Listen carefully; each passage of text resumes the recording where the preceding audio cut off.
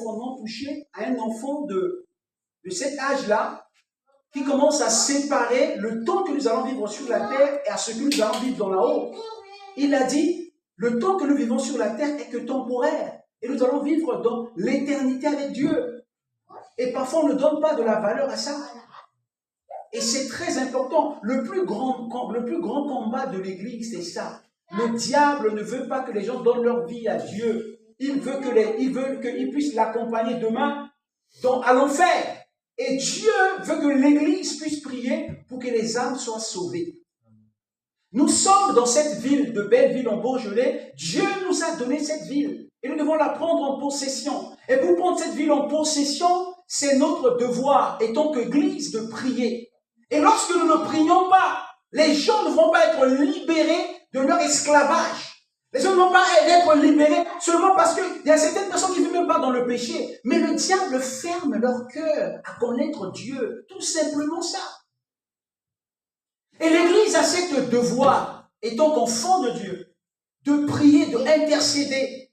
Parce que Dieu compte sur nous. Tout le monde est utile pour Dieu. Personne va dire, ah, moi je ne sers à rien. Non. Si Dieu t'a créé, il t'a mis sur cette terre, tu es utile à Dieu.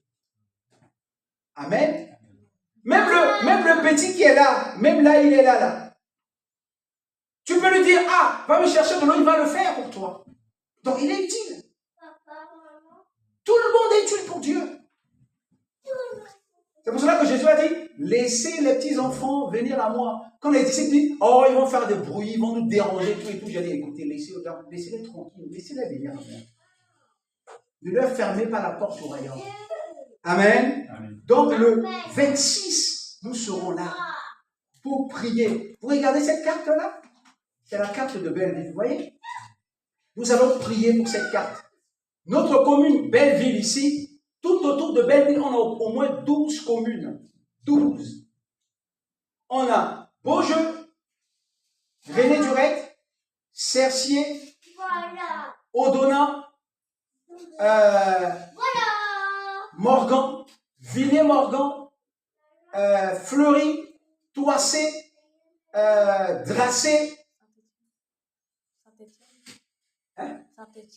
Saint-Étienne, ouais. Voilà, Saint-Étienne, Yasmine me rappelle, et Saint-Jean-d'Ardière, Taponas, Montmerle, vous traversez le pont, là, vous êtes à Montmerle. Il y a du monde qui est ici. Donc, toutes ces personnes-là, Dieu a besoin d'eux. Dieu veut parler à leur cœur. Dieu veut les sauver.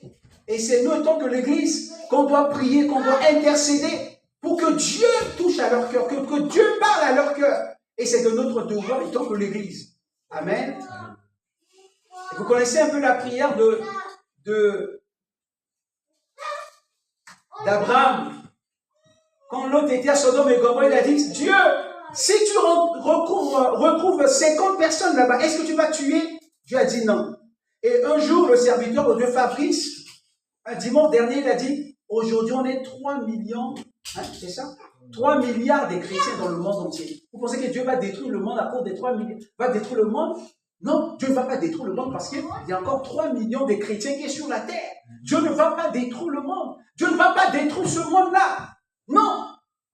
Parce que c'est à cause de vous et moi qui sont là, Dieu ne va pas détruire le monde. Il veut encore sauver des multitudes.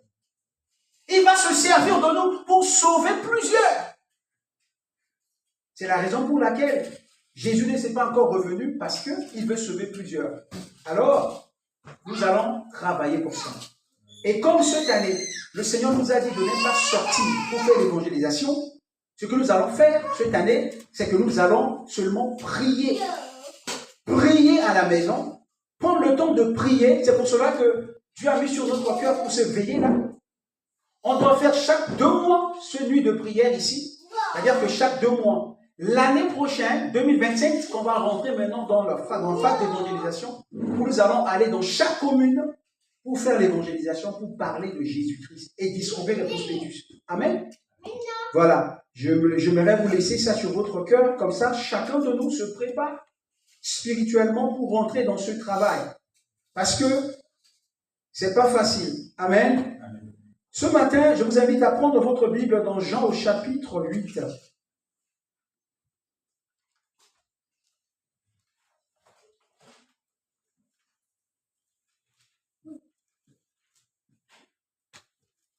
Les versets 2.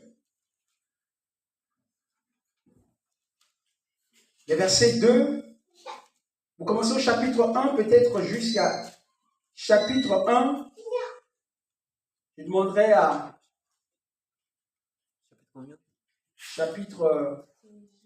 Jean au chapitre 8, verset 1. Je demanderai à Yasmine si tu prends le micro pour nous lire le verset là, s'il te plaît. Voilà.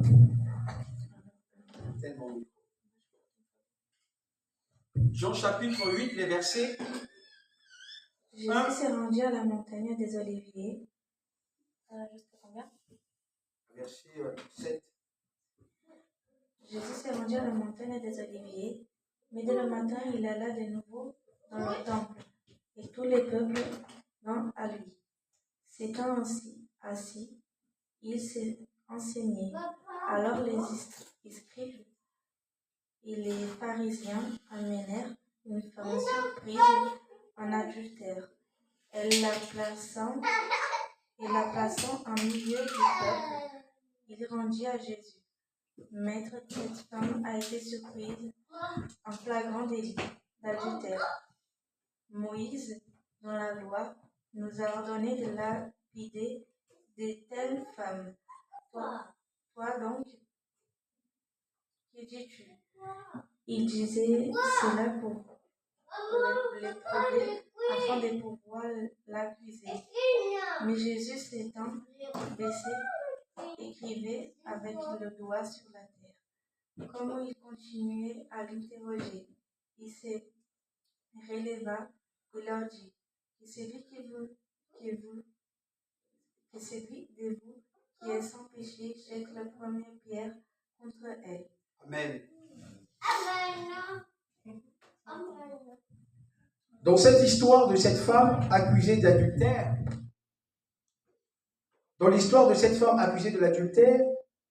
il y a déjà plusieurs femmes qui ont été lapidées.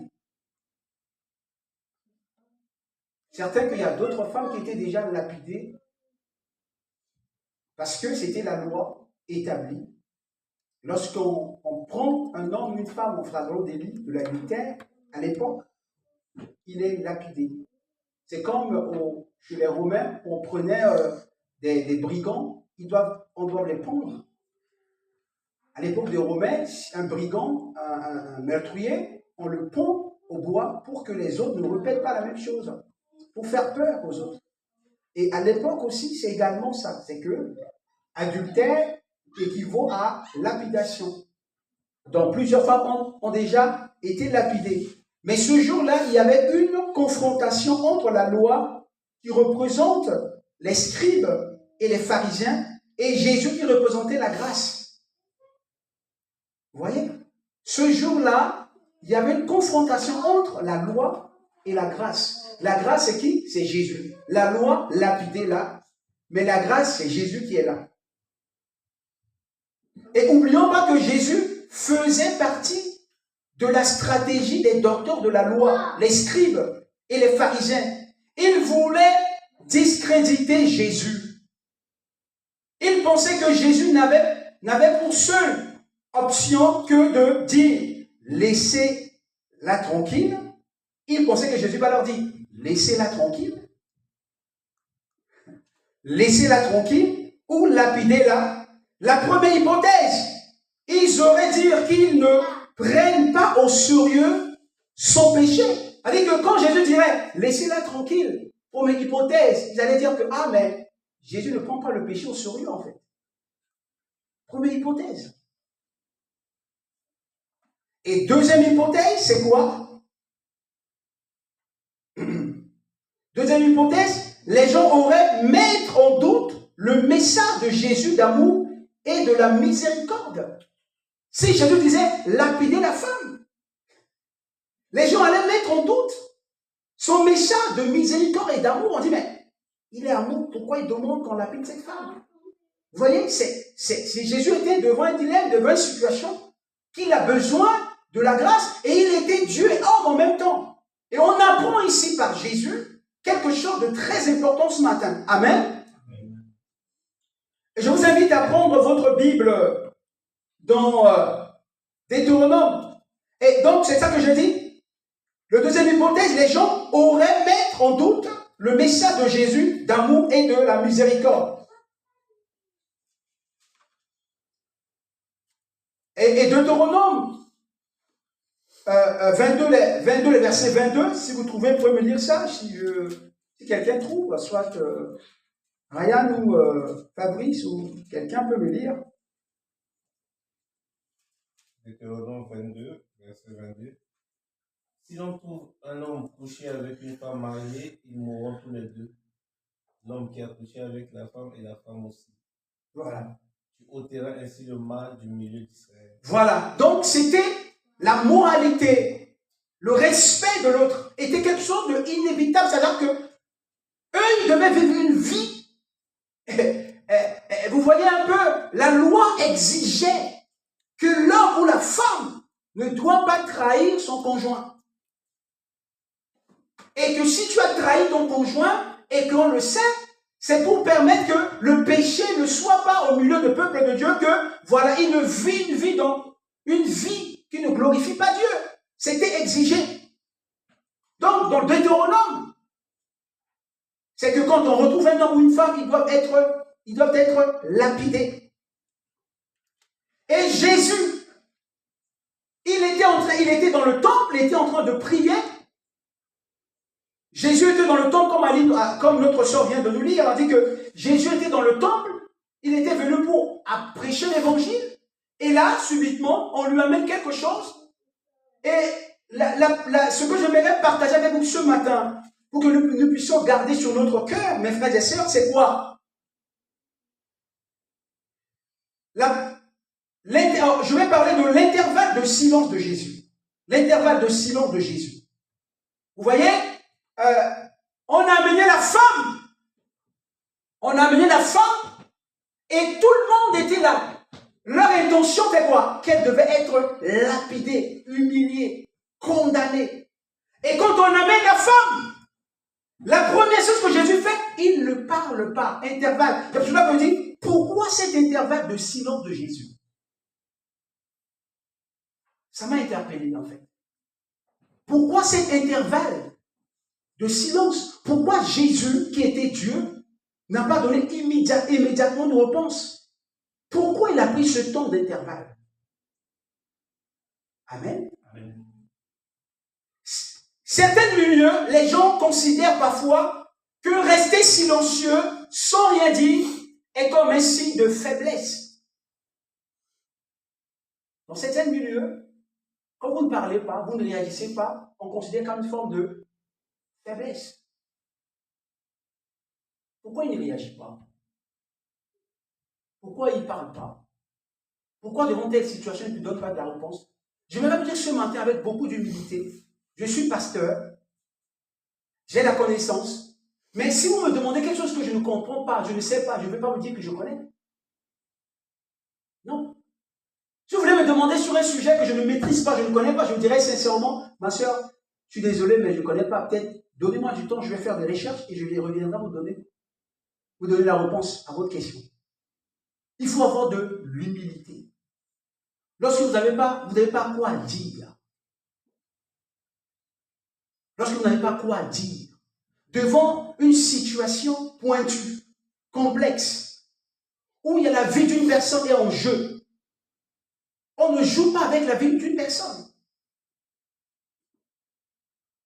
Comme un signe de faiblesse, mais je vais vous dire que être silent, c'est une vertu. C'est une vertu. Quand quelqu'un ne parle pas, c'est une vertu. Vous savez? Quand tu ne parles pas devant certaines choses, c'est une vertu. On te considère comme quelqu'un de mature. Parce que c'est une situation que tu ne maîtrises pas, tu évites de faire des erreurs. C'est la maturité. La capacité de te retenir devant des situations que tu ne maîtrises pas, que tu ne connais pas, que tu ne le sais même pas. À quoi bon de dire de parler. Une force. Vertu, c'est une force. Puis un signe de prudence et de la maturité. C'est un signe de prudence. Jésus était devant une situation que la vie de cette femme était en danger. Donc, tout ce qu'il va dire, une petite parole qu'il va dire, la vie de cette femme est détruite. Vous imaginez ça? C'était sérieux. C'est pour cela que nous, en tant qu'Église, on a cette prudence. Parce que Jésus nous apprend là qu'on ne peut pas parler n'importe comment. Parce que ça peut retourner contre nous. Ça peut nous revenir. Amen. Amen. Et ça peut nous éviter d'être ridicules. On peut nous ridiculiser. Parce que, après avoir dit cette parole-là, et après, derrière, on dit, mais ce que tu avais dit là, ça n'a pas de sens. On commence à nous ridiculiser.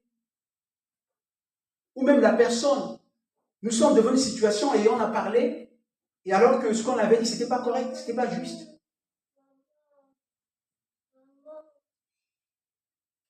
Silence de Jésus ne voudrait pas dire qu'il ne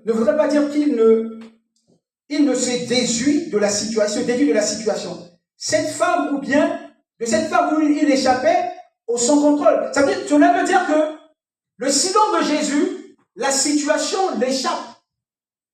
La situation de cette femme n'échappait pas à Jésus. La situation de cette femme, Jésus avait le contrôle de cette situation. Mais à l'instant même, il était devant les scribes. Il était devant les scribes, devant les pharisiens. Et il devait donner juste une réponse. Bien au milieu. Afin que tout le monde se retrouve dans la réponse de Jésus. Amen. Et comme je vous ai dit, devant une situation d'une personne, nous devons apprendre. C'est une situation complexe. Et nous devons faire preuve d'une grande prudence. Et c'est très important. On va voir la réponse de Jésus. La réponse de Jésus. Et j'ai un verset, je ne le trouve pas, je vais vous lire ça. Il y a un verset, ça se trouve dans Isaïe au chapitre 11, versets 1 à 4. Je demanderai peut-être à ma sœur Claire de nous lire ça. Si quelqu'un peut lui donner le micro, elle va nous lire ce verset de Isaïe 11 à partir de verset Isaïe 11 à partir de verset 1 à 4. Je vais fermer mon micro comme ça.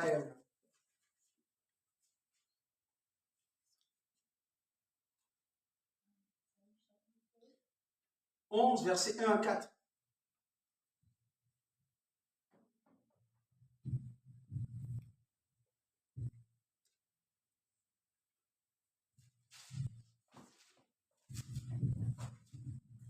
Il jugera les pauvres avec équité. Oui.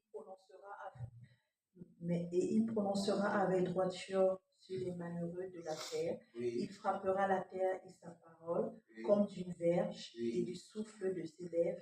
Il fera mourir le méchant. La justice sera la ceinture de ses flancs et la fidélité la ceinture de ses reins. Le loup habitera avec l'agneau et la panthère se couchera avec le chevreau, le veau, le lionceau et le bétail qu'on engraisse seront ensemble et un petit enfant les conduira. Amen. Amen. Amen. Nous avons lu cette lecture et sur ma note ici, je l'ai mis. Il ne jugera point sur un lui dire. Lui dire, c'est quoi? Le lui dire, c'est que quelqu'un vient te dire, je donne un exemple, quelqu'un vient parler mal de Yasmine et directement, tu n'as pas vérifié et tu commences à l'attaquer directement. Tu n'as même pas vérifié, tu n'as même pas cherché à savoir.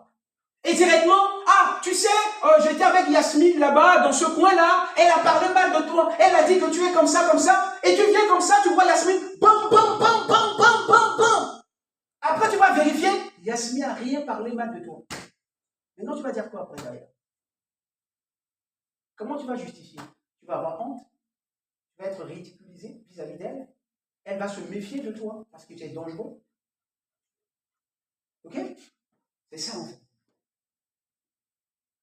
Elle va te trouver déséquilibré, tu n'as pas de contrôle de toi. Voilà. Tu n'as même pas vérifié. Et tu es venu directement, bam, bam, bam, bam. Et la Bible parle des caractéristiques de la nature de Jésus. On le dit, il ne jugera pas. Jésus ne viendra pas. Le prophète prophétisait d'abord en amont pour lui, dit que Jésus ne va pas juger par le lui des gens. Et combien de fois, combien de personnes qui sont retrouvées devant les barreaux, qui sont retrouvées en prison, parce qu'on les a accusés injustement. On n'a même pas vérifié cela. On n'a même pas contrôlé cela. Ils sont en prison. D'autres ont perdu leur réputation. D'autres ont perdu leur vie. C'est après 5 ans, 10 ans qu'on a dit, ah, mais c'était pas lui. Mais il est déjà mort. Ah, c'était pas lui. Sa réputation est déjà volée en éclats. On n'a même pas vérifié.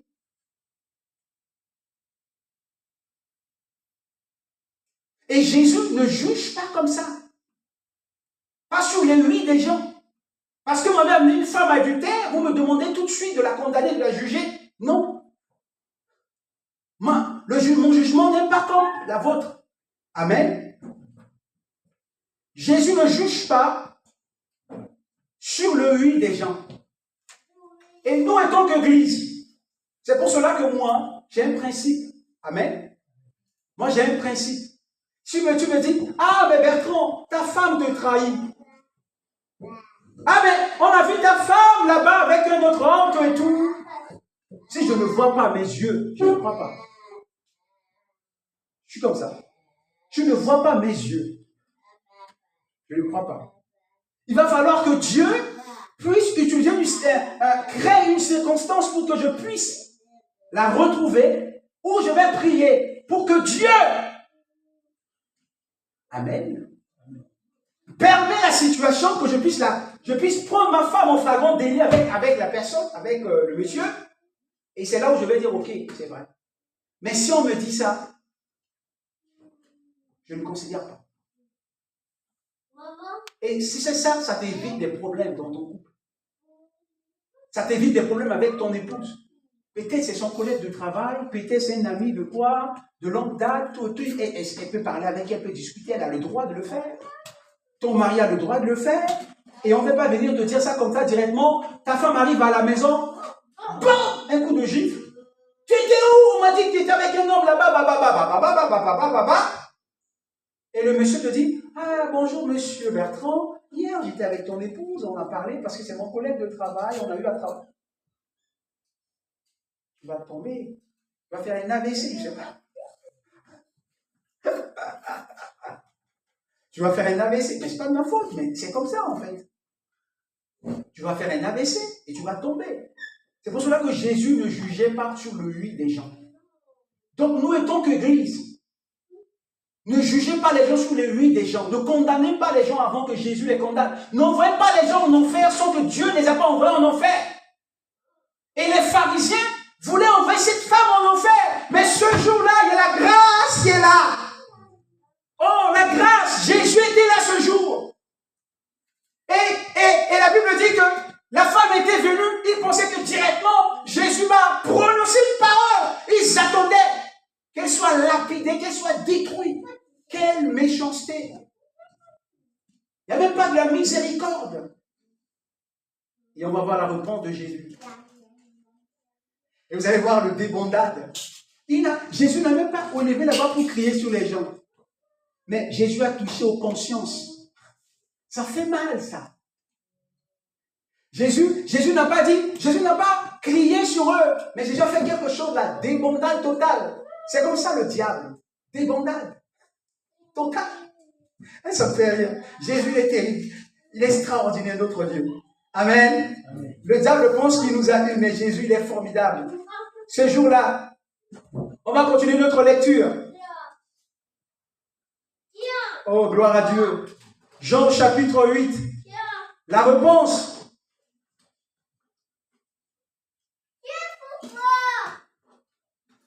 La réponse de Jésus. Jean chapitre 8. Écoutez. Les maîtres de la loi et les pharisiens lui amenèrent alors une femme qu'on avait surpris en train de commettre un adultère. Ils le placèrent devant tout le monde et dirent à Jésus, Maître, cette femme a été surprise au moment même où elle commettait un adultère. Moïse nous a ordonné dans la loi de tuer de telles femmes à coups de pierre. Et toi, qu'en penses-tu? Il disait cela pour lui tendre un piège afin de pouvoir l'accuser. Mais Jésus se baissait et se mit à écrire avec le doigt sur le sol. Et l'intervalle de Jésus est en train d'écrire, mais il n'a même pas parlé, il est en train d'écrire, il n'a même pas ouvert la bouche. C'est cet intervalle-là. Il était en train d'écrire, il ne parlait pas, il écrivait. On ne savait pas ce qu'il écrivait. Et tout le monde était perplexe, il dit, mais qu'est-ce qui se passe? Le gars ne parle pas. On est devant lui, mais il ne dit rien. Tout le monde était perdu ce jour-là. Et après, il écrit, à un moment donné, boum, il soulève tout doucement la tête. Verdict.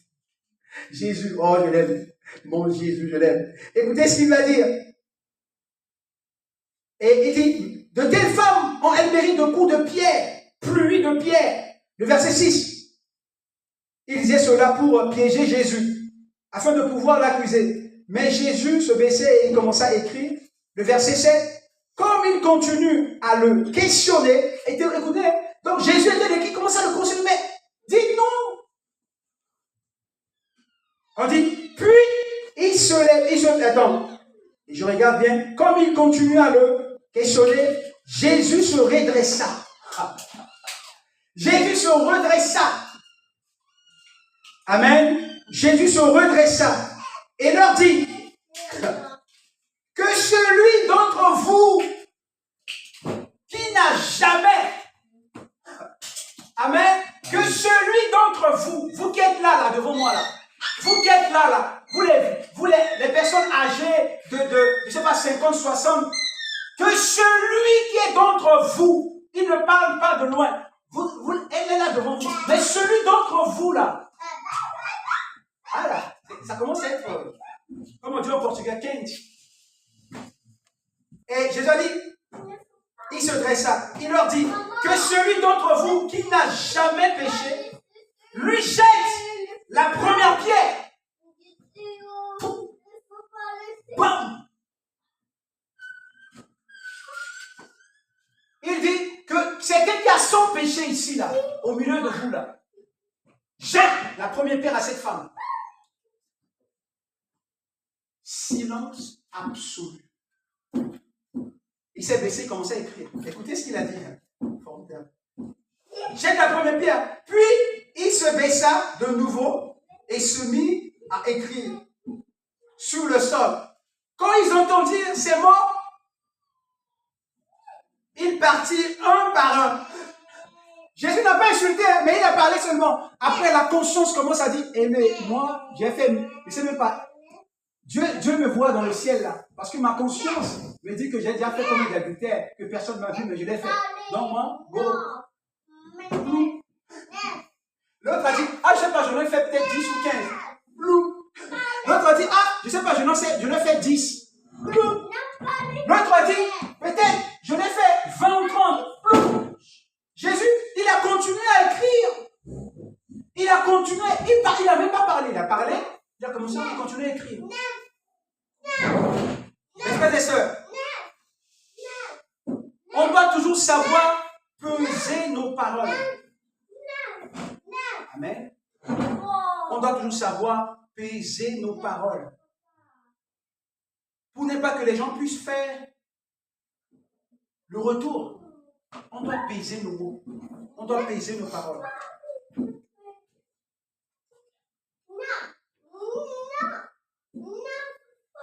Jésus a détourné, tu voyais, la réponse de Jésus.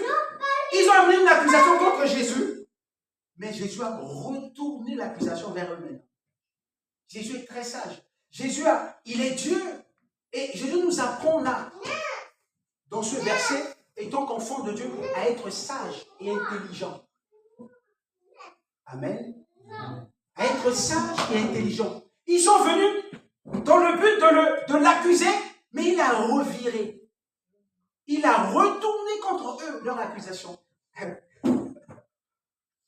En disant cela, Jésus détournait sur les accusateurs l'attention qui se portait sur lui et la femme.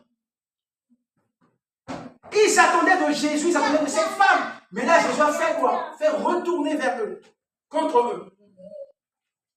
Donc, ça veut dire que, écoutez mes frères et sœurs, il ne niait pas la validité de la loi et ne condamnait pas la femme à la mort. Jésus n'a pas nié que, Jésus n'a pas nié la loi, que lui, elle devait être lapidée. Jésus n'a pas nié ça. Il voulait que Jésus nie, mais là, dans la réponse de Jésus, Jésus n'a pas nié que celui qui n'a jamais péché, là, qui jette la première pierre, Jésus n'a pas nié. Mes frères et sœurs, il n'a pas nié la validité de la loi et ne condamne pas la femme. Et les accusateurs restaient avec leur conscience bien troublée. Troublant, les accusateurs étaient troublés dans leur conscience. Et les vieux commençaient à partir un par un. Les vieux commençaient à partir un par un. Et on va commencer. Alors, il se redressa et lui dit, eh bien, amen. Laissez le petit, il est dans son élément. On avance. Alors, il se redressait et dit, eh bien, où sont-ils? Et écoutez, Jésus a dit, où sont-ils? Personne ne t'a pas condamné. La sentence de cet homme a été déjà signée. Mais Jésus a dit, mais ceux qui ont amené la condamnation, où sont-ils? Ceux qui ne sont pas accusés, où sont-ils? Quand Jésus s'est redressé, il n'y avait personne. Il n'y avait personne. Personne n'était là. Jésus a dit, mais où sont-ils? Où sont-ils? Ils veulent absolument que tu meurs. Ils veulent absolument que tu disparais. Mais je suis venu donner la vie et donner aussi ma vie pour toi. Amen. Amen. Je suis venu donner ma vie et donner aussi ma vie pour toi. C'est pour cela que la Bible dit, Romains au chapitre 6, les versets 23, la Bible dit, car le salaire du péché, c'est la mort.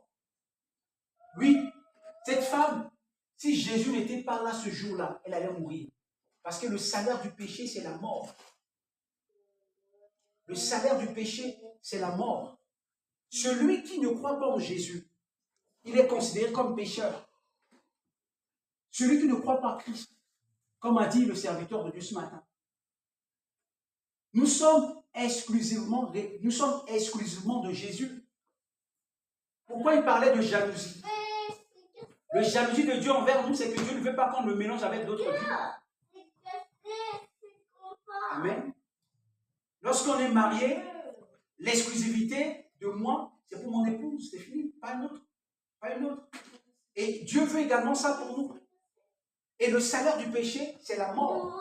Mais la Bible dit, car le salaire du péché, c'est la mort, mais le don gratuit de Dieu, c'est la vie éternelle en Jésus-Christ.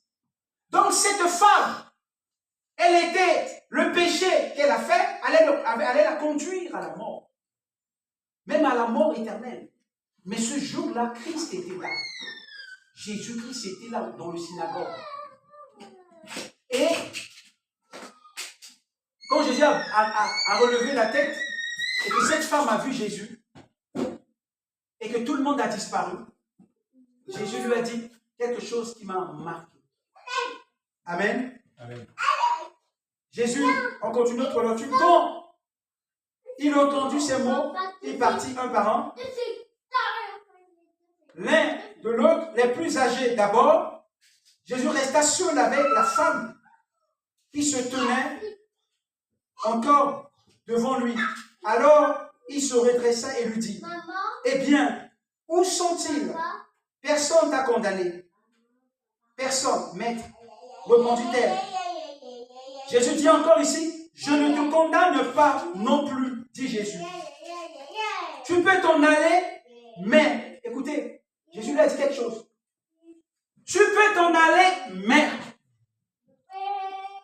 Jésus lui dit quelque chose ici. Tu peux t'en aller, tu as retrouvé la grâce. Jésus a dit, tu as retrouvé la grâce. Je suis la grâce. Tu m'as retrouvé. Mais, Jésus lui dit,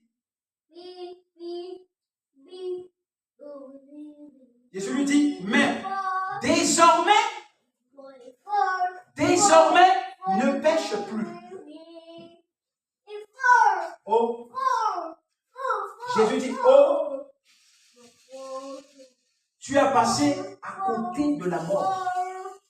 Parce que j'étais là. Parce que la grâce est là. Mes frères et sœurs, la grâce que nous avons en Jésus ne nous permet pas de vivre dans une vie de péché.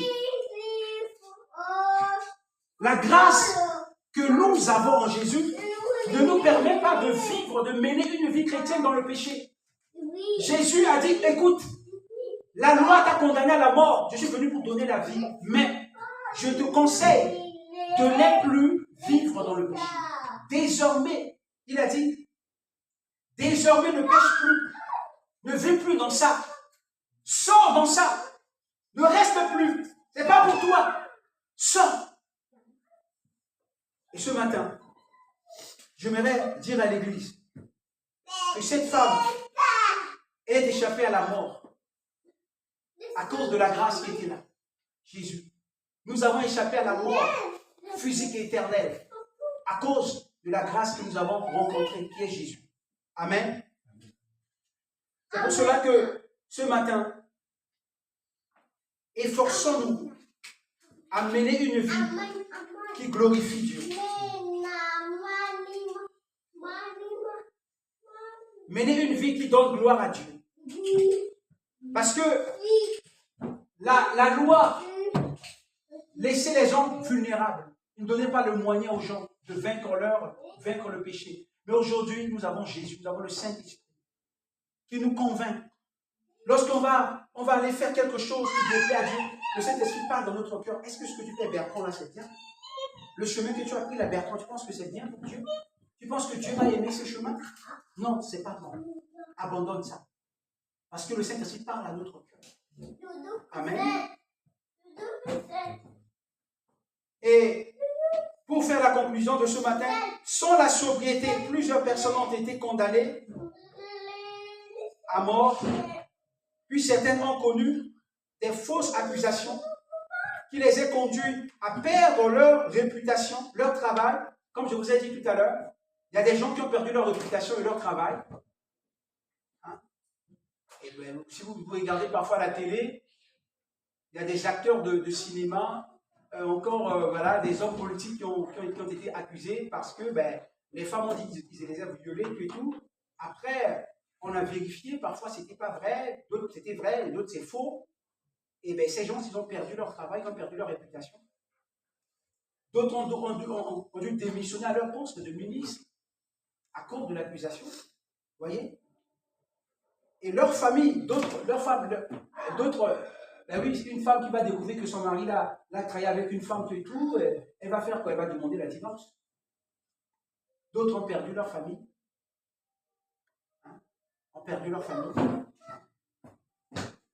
Ensuite, après plusieurs recours, certaines sont libérées, mais d'autres sont morts et leur vie était complètement détruite. D'autres, leur vie était complètement détruite. D'autres ont perdu tout. Après, quand on parle devant la télé, on vous livre devant les infos et tout, vous n'avez plus votre réputation, vous êtes perdu. Vous êtes détruit. D'autres sont libérés, mais d'autres sont détruits. Enfin, nous en tant qu'Église, faisons toujours preuve de prudence et de retenue. Amen. Nous, en tant qu'Église, faisons toujours preuve de prudence et de retenue. Je ne le sais pas. On n'est pas là dans l'Église pour vouloir savoir la vie de tout le monde, la vie des sœurs, la vie des frères, chercher à contrôler, acheter une lampe à torche pour essayer de torcher là où il y a le noir, là où on ne voit pas, on veut chercher à voir, on veut chercher à savoir. Non. Je suis beaucoup contre des personnes qui veulent savoir la vie des autres. J'aime pas ça. J'aime pas ça. C'est sa vie à lui, il vit comme il veut. Il fait sa vie comme il veut. C'est Dieu qui voit sa vie. C'est Dieu qui sait ce qu'elle fait ou ce qu'il fasse. Il fait. C'est pas moi. Si Dieu me révèle par sa miséricorde, ben, j'appelle la personne de lui dire. Et si Dieu ne me montre pas, pourquoi je cherche à savoir? Je ne suis pas Dieu. Amen. Amen. Je ne suis pas Dieu. Donc faisons attention. Et quand il n'y a rien à dire, il n'y a rien à dire. Ne forcez pas à dire quand il n'y a rien à dire. Parce que ça peut entraîner la division, discorde. Jésus nous a appris ce matin, dans cet intervalle de silence, devant des situations graves qu'on ne maîtrise pas, on doit rester silencieux. On ne doit pas se précipiter pour dire quelque chose de mal. Amen. Amen. On va s'incliner la tête encore ce matin pour prier. Dire au Seigneur, aide-moi à être silencieux, même au travail, même avec mon épouse, avec mon mari, même avec mes enfants. Parfois, il y a des choses que les enfants, moi je me souviens, on peut me poser des questions. Papa, est-ce que tu connais ça? Non, je ne sais pas. Désolé. Et ce matin, Jésus nous a montré devant cette accusation qu'il était Dieu, mais il a laissé cet intervalle de silence pour avoir une réponse juste. Parce que lui, le prophète Isaïe a dit qu'il ne juge pas sur les oui-dire des gens. Nous voulons te rendre grâce, notre Seigneur et notre Dieu, ce matin. Nous voulons te bénir, Seigneur. Parce que cette femme était devant une accusation. Et Jésus s'était confronté à ces religieux. Mais la Bible déclare que Jésus, étant Dieu et homme, il avait donné une réponse juste qui a sauvé la vie de cette femme. Parce que la grâce était là. Il dit que la femme, il a dit à la femme, je ne te le condamne pas.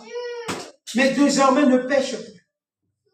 Seigneur, nous prions encore ce matin que tu nous aides devant des situations compliquées, complexes, que nous puissions parfois garder silence. Ou encore donner une réponse juste. Aide chacun de nous ce matin à avoir de retenue lorsque nous ne maîtrisons pas la situation. Nous te bénissons encore ce matin et nous te remercions parce que tu as parlé sur nos cœurs. Que toute la gloire te revienne encore dans le nom de Jésus-Christ, notre Seigneur et Sauveur. Amen. Que le Seigneur nous bénisse. On laisse la place là.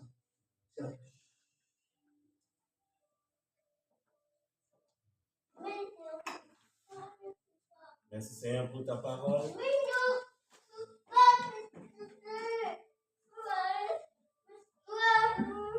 Aide-nous à être sages comme ce matin. Tu as dit que tu es Dieu de sagesse. Tu as fait la terre et le monde par sagesse.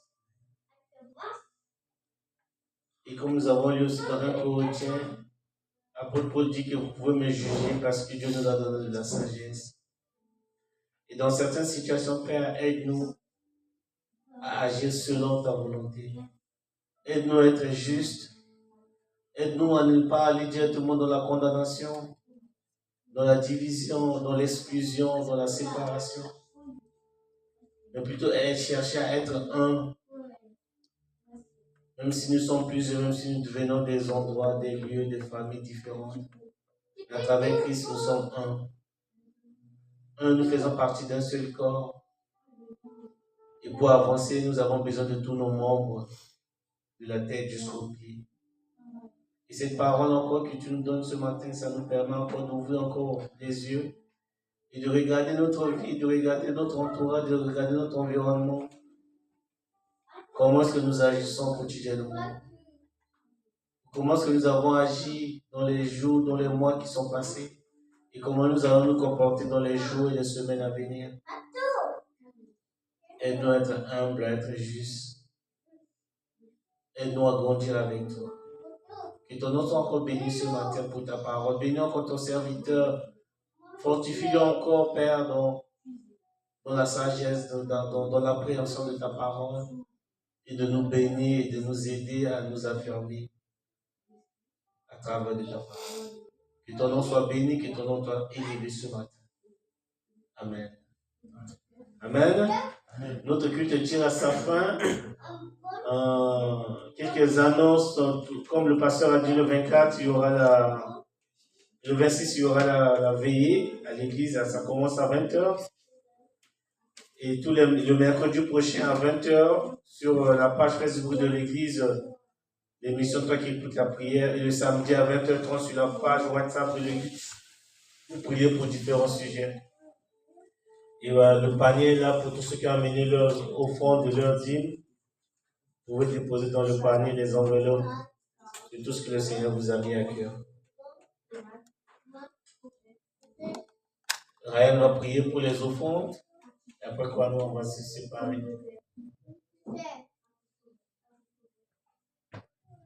Seigneur, Dieu, Père, merci pour tout ce que tu as fait pour nous. Bénis ces offrandes, mon Dieu, et que nous puissions agrandir cette église, qu'il y aura plus de gens qui puissent venir. Et bénis le dimanche de tout le monde. Amen. Amen. Amen. Amen. Allez, bon dimanche et bonne semaine à tous et à toutes.